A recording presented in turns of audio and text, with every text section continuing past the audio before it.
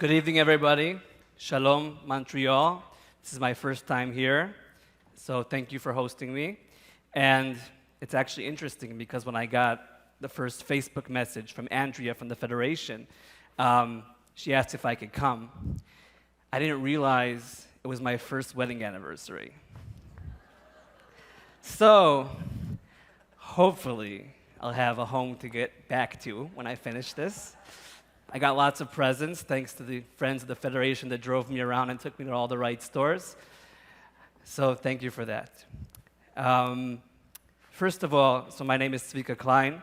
I'm a Jewish world correspondent for a national newspaper in Israel named Makor Rishon, and for a news site named NRG, formerly writing for Ma'ariv. And I write about Jewish communities all around the world. That's something that I find personally very interesting. And unfortunately, I think that most of the Israelis don't really know what's going on in the Jewish communities. Before we start, since we're in Montreal, I want to kind of get the feel of the audience here. So raise your hand if you've ever been to France. Wow. Okay. Raise your hand if you ever lived in France. Okay, I thought there would be more. Now, raise your hand if you've been to France since January 2015. Okay. I think the French ambassador has to do a little bit of work here. So the video you just saw is a video that we created just a few weeks after two terrible terrorist attacks. The shooting in Charlie Hebdo, the satirical newspaper, where people working there who were either editors, journalists, or cartoonists were killed because of freedom of speech. Then a few days later, a shooting in Hyper Kasher, the kosher supermarket. 4 people were killed because they came to do shopping for Shabbat on Friday. I asked you if you've been to France since 2015, since the beginning of 2015, because France has changed. It's a whole different ball game.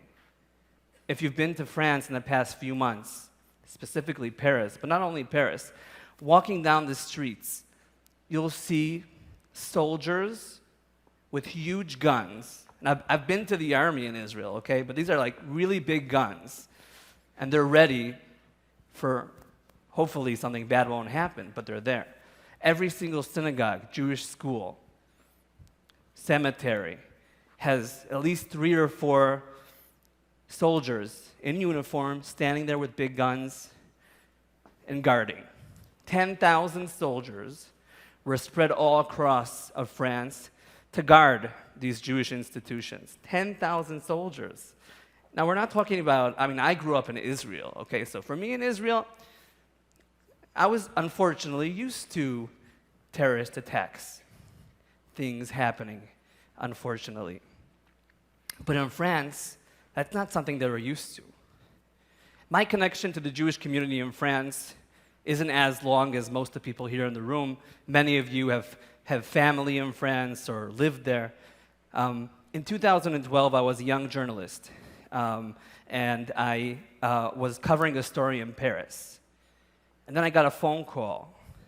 A friend of mine said, there was a shooting in a school, Otzar HaTorah. I'm sure you heard of it. Otzar HaTorah is a school in Toulouse, in the southern of France. 4 people were killed just because they were Jewish.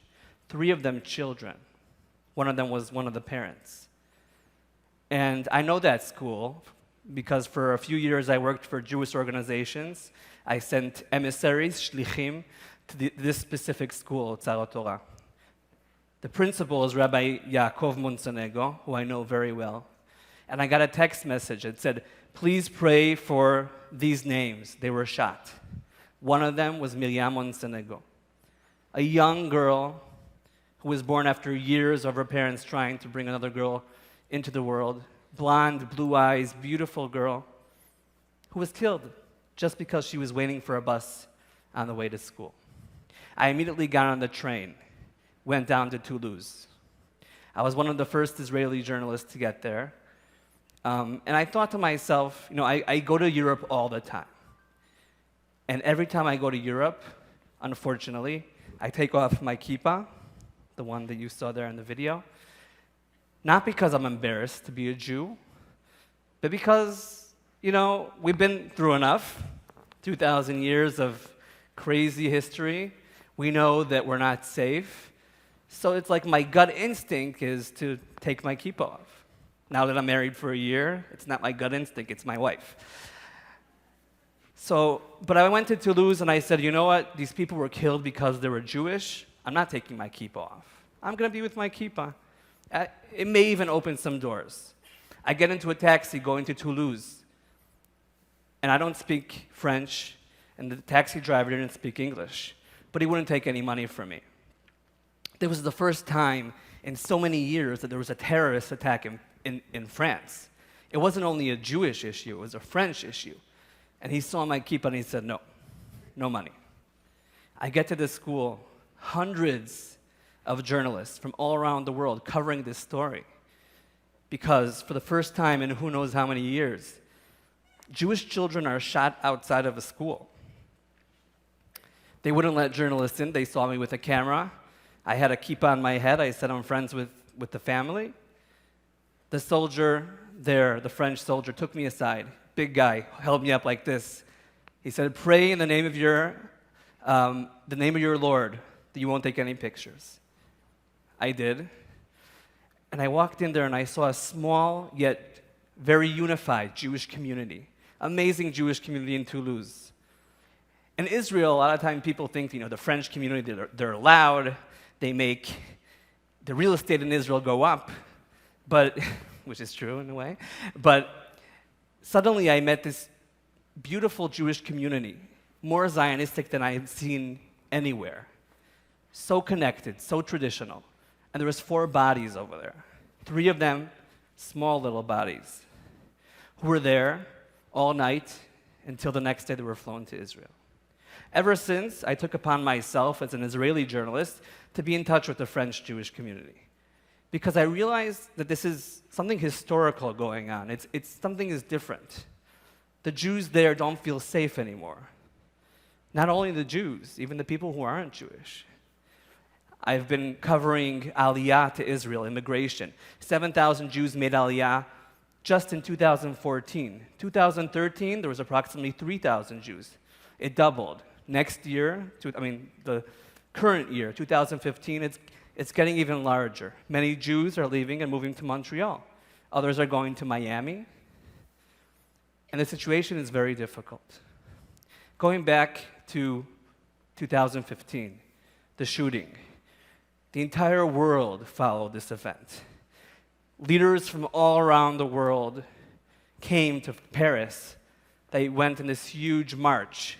Heads of state, of course, Prime Minister Benjamin Netanyahu was also there, walking together, unified, saying, la suis juif, la suis, whatever it is, I forgot. And I thought to myself as a journalist, I sat down with my editors and we're like, okay, it's been in the news. This has been covered from every single direction. But as a Zionist or an Israeli news site, what can we do to make people understand behind the scenes? And then we saw this video of this girl named Shoshana, a Jewish girl in New York, who walked on the streets of New York with a hidden camera, a GoPro camera, and she did something that she called a silent walk. She walked through the streets of New York with a camera and showed how much sexist comments she was getting and how much trouble people were giving her on the street just for being a woman. And we said, why don't we do that? So I flew to Paris for 2.5 days, and we hired a cameraman, Dov. His name is Dov, an Israeli living in Paris for many years, an atheist from a Haredi Orthodox family. And Liran, a bodyguard. He was an ex-Israeli special unit forces who was my bodyguard. I said, Liran, do you have a gun? He said, no. We're not allowed to hold guns here in Europe. I said, so how are you going to guard me? He said, I have everything but a gun. He had all these stuff in his back here, and his pockets, and his different, I don't know, whatever, I didn't want to know. And we started walking. Dov took a GoPro camera, he bought a backpack with the word sport, he cut out the O in the middle, put the camera inside with the O, so the O and the lens were perfect. He put it on his back, he walked in front of me, and we started our mission. We took 2 days. Each day was approximately 5 hours of filming, so it was 10 hours in Paris and Paris suburbs. So we started out walking next to the Eiffel Tower, the Champs-Élysées. Nothing really special happened, you know. Every once in a while, people turned their head. Okay, that makes sense. Dov said there's a professional term called beauty shots, you know, the view and everything. I said, oh, it's not me? He said, no. The Eiffel Tower. I was like, oh, okay. But then we left these tourist neighborhoods, and then we started going to the Jewish neighborhoods. And as I said, walking through the Jewish neighborhoods, you feel safe in a way, but it's kind of sad that you have to see tens of soldiers with these huge guns watching the community.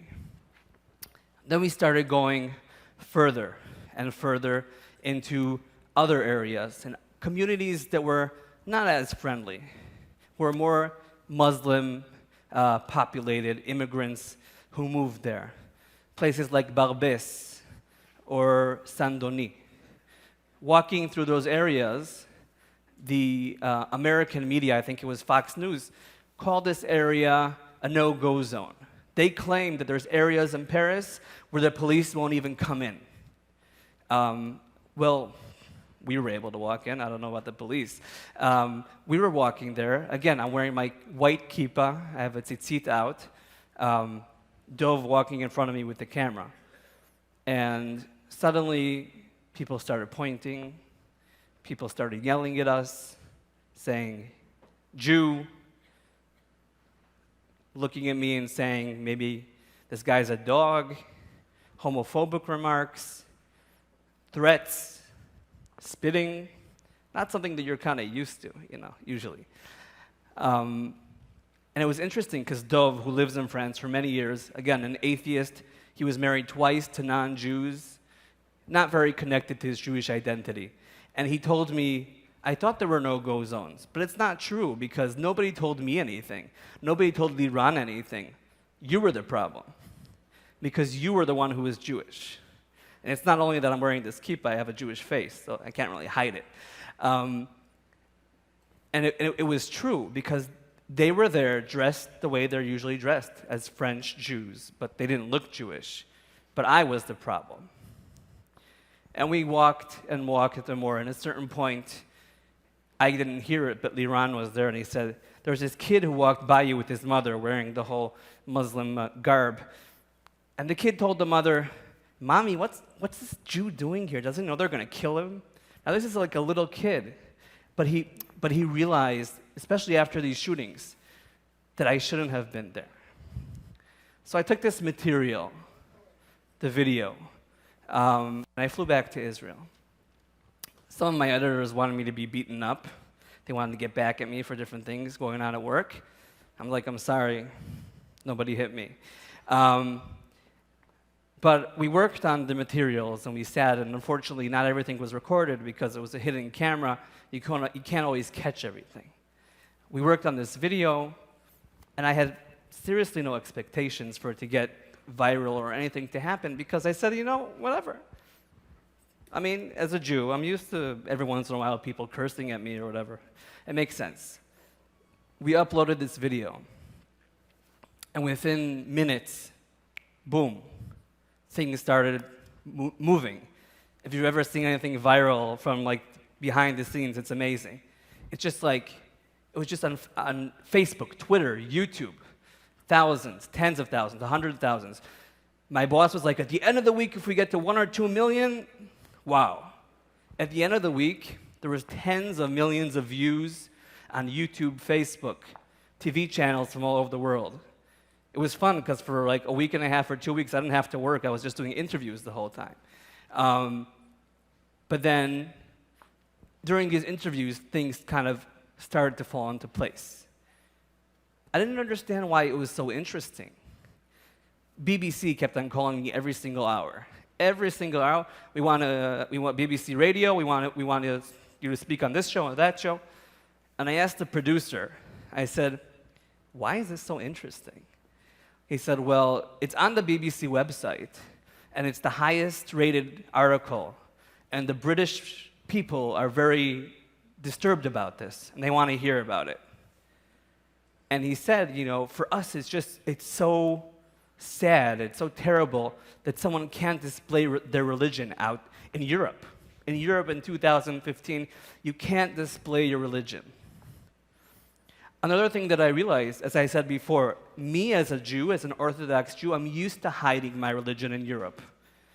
For me, it makes sense. I think we were just like raised that way, you know? Third generation Holocaust, don't display your religion in Europe. So I didn't. But for them, it's kind of weird. And another thing that was interesting is the European media, in one way, was afraid, but the other way, the European media was very critical. I was interviewed on Channel 4 News in England, and the lady interviewing me said, don't you think it's provocative to wear a kippah in a Muslim neighborhood? And I said, are you serious? I can't display my religion on the street? Is that real? The Jewish community went crazy. They tried to get her to apologize. Hasn't apologized until today. My claim to fame is an interview on the Japanese TV. Even in Japan, they were interested about this. There was just one newspaper that didn't write about it. The New York Times. We love the New York Times, don't we? Very, very pro-Israel. So what do I learn from all of this? In one way, as a journalist, I write about the Jewish world.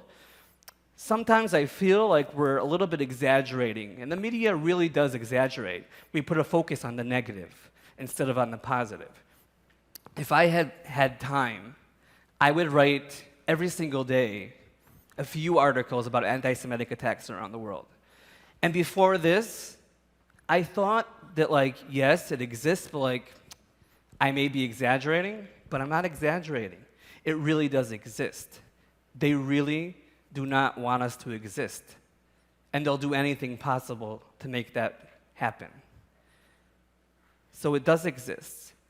And I think we, as a nation, have to think what we can learn from that. What I learned from that is they see us as a whole. They see us as Jews. They don't care if we're Sephardic, Ashkenazi, Chassid, Moroccan, French, Montreal, Toronto. They don't care.